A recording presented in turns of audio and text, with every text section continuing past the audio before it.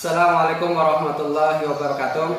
Alhamdulillah, pada kesempatan kali ini kita akan membahas terkait tentang hudud dan hikmah-hikmahnya.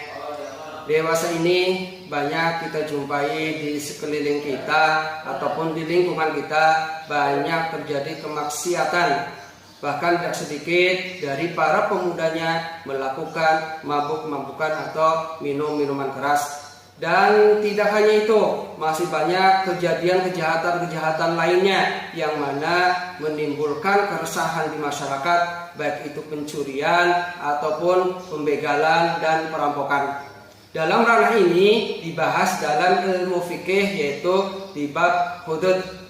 Hudud atau jamak daripada lafaz had yang artinya pemisah. Untuk lebih jelasnya, mari kita sama-sama membahas bab hudud ini dengan rinci. Mari kita sama-sama langsung ke materinya. Hudud dan hikmahnya. Hudud adalah bentuk jamak dari kata had yang berarti pembatas antara dua hal. Al-huddu fil asli asyai'ul hajizu baina syai'aini. Adapun secara bahasa, arti had adalah pencegahan. Berbagai hukum perbuatan maksiat dinamakan had karena umumnya hukum-hukum tersebut dapat mencegah pelaku maksiat untuk kembali kepada kemaksiatan yang pernah ia lakukan. Hukuman had merupakan media penjara pelaku maksiat hingga ia tak mau mengulangi kemaksiatannya.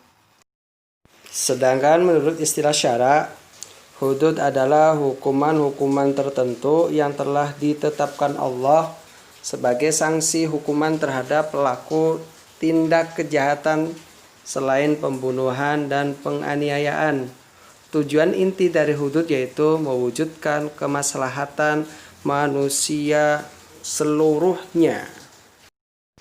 Dalam istilah fikih, berbagai tindakan kejahatan yang diancam dengan hukuman had diistilahkan dengan jaraimul hudud. Macam jaraimul hudud yang senantiasa dikupas dalam berbagai referensi fikih adalah 1. Zina, 2. Qadhaf, menuduh zina, 3. Mencuri, 4. Minum minuman keras, 5. Murtad, 6. Buhot atau pemberontakan, dan yang ketujuh hirobah, mengambil harta orang lain dengan kekerasan, ancaman senjata, dan terkadang diikuti dengan aksi pembunuhan atau sering disebut begal. Hukuman dalam bentuk had berbeda dengan hukuman dalam bentuk qisas, walaupun sebagian ada kesamaan jenisnya. Karena had merupakan hak Allah Subhanahu wa taala, sedangkan qisas adalah hak manusia sebagai hamba Allah Subhanahu wa taala. Had tidak bisa gugur karena dimaafkan oleh pihak yang dirugikan, sedangkan qisas dapat gugur jika pihak yang dirugikan memaafkan. 1. Pengertian zina. Zina adalah persetubuhan yang dilakukan oleh seorang laki-laki dengan seorang perempuan tanpa nikah yang sah mengikuti hukum syara, bukan pasangan suami istri yang sah.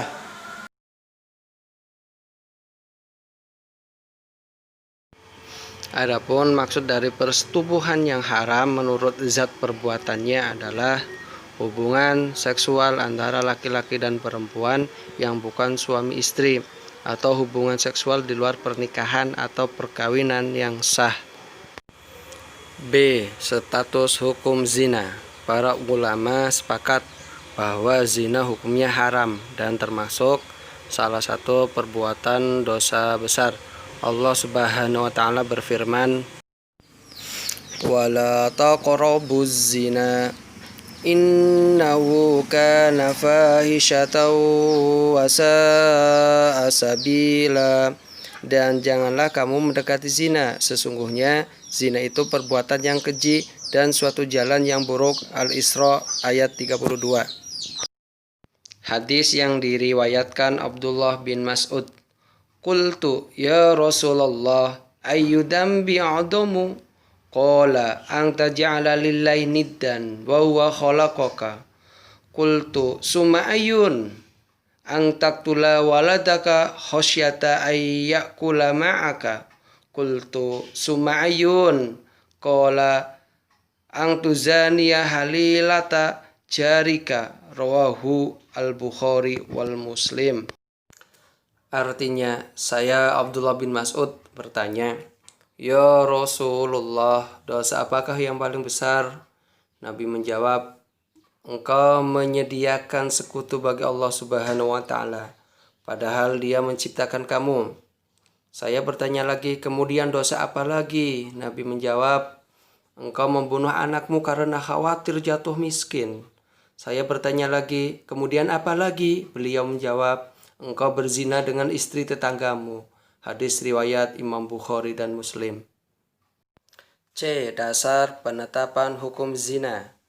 Penerapan had bagi yang melakukan perbuatan zina, baik laki-laki maupun perempuan, dapat dilaksanakan jika tertuduh diyakini benar-benar telah melakukan perzinaan. Untuk itu diperlukan penetapan secara syara. Namun Rasulullah sangat hati-hati dalam melaksanakan had zina ini. Beliau tidak akan melaksanakan had zina sebelum yakin bahwa tertuduh benar-benar berbuat zina.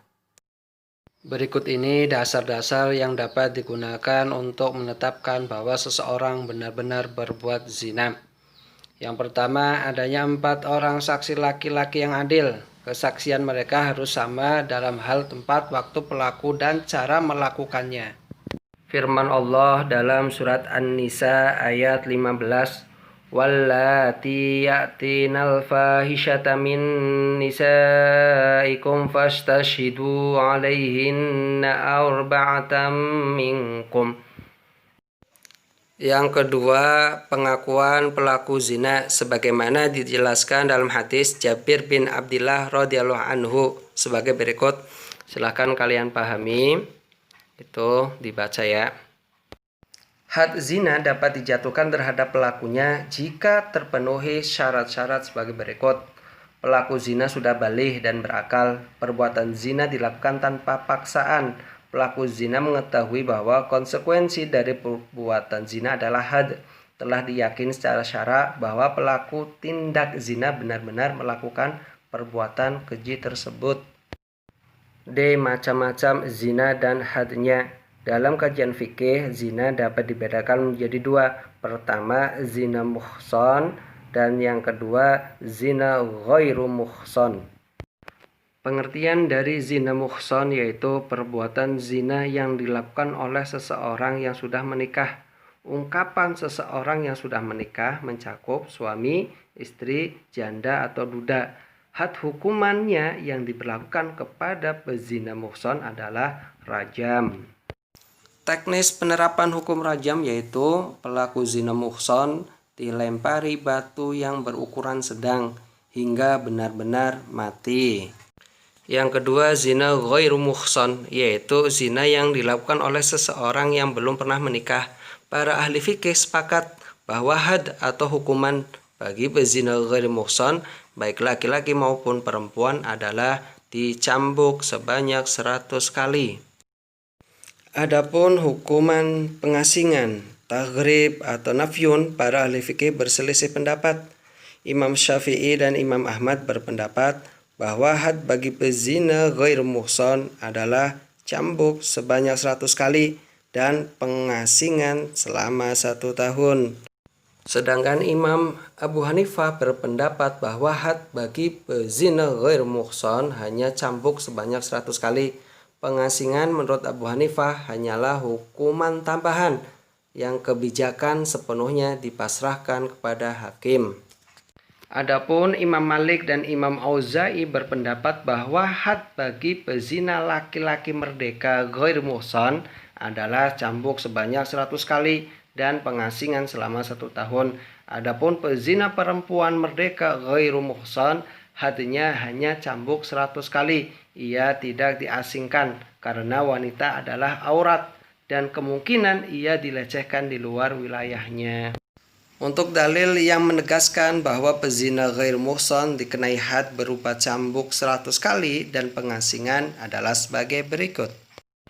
Firman Allah dalam surat An-Nur ayat 2, Az-zaniyatu waz-zani fajlidu kulla wahidatin minhuma mi'ata jaldah wala ta'hudkum bihima ra'fatun fi dinillah in kuntum tu'minuna billahi wal yawmil akhir wal yazhad adabahuma ta'ifatum minal mu'minin, yang artinya perempuan yang berzina dan laki-laki yang berzina, maka deralah, cambuklah pada tiap-tiap dari keduanya 100 kali derak, dan janganlah belas kasihan kepada mereka, mencegah kamu untuk menjalankan agama Allah jika kamu beriman kepada Allah dan hari akhir, dan hendaklah pelaksanaan hukuman mereka dilaksanakan oleh sekumpulan dari orang-orang yang beriman.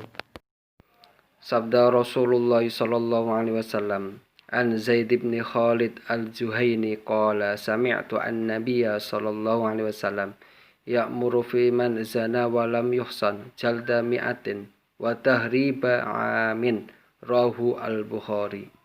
Artinya dari Zaid bin Khalid al-Juhaini, dia berkata, saya mendengar Nabi menyuruh agar orang yang berzina dan ia bukan muhsan didera 100 kali dan diasingkan selama 1 tahun.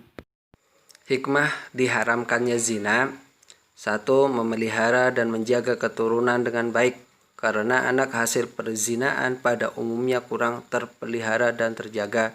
2. Menjaga harga diri dan kehormatan manusia. 3. Menjaga ketertiban dan keteraturan rumah tangga. Yang keempat, memunculkan rasa kasih sayang terhadap anak yang dilahirkan dari pernikahan yang sah. Alhamdulillah, tadi sama-sama kita baru membahas tentang had atau hudud, pengertian hudud, macam-macam hudud apa saja, hukuman yang mendapatkan had, dan hikmah dari hudud tersebut. Lebih jelasnya tadi kita juga mengetahui pengertian tentang zina, macam-macam zina, dan hukuman bagi orang yang melakukan perbuatan zina. Terima kasih, mudah-mudahan materi kita pada kali ini bermanfaat, khususnya untuk saya pribadi. Saya akhiri, wassalamualaikum warahmatullahi wabarakatuh.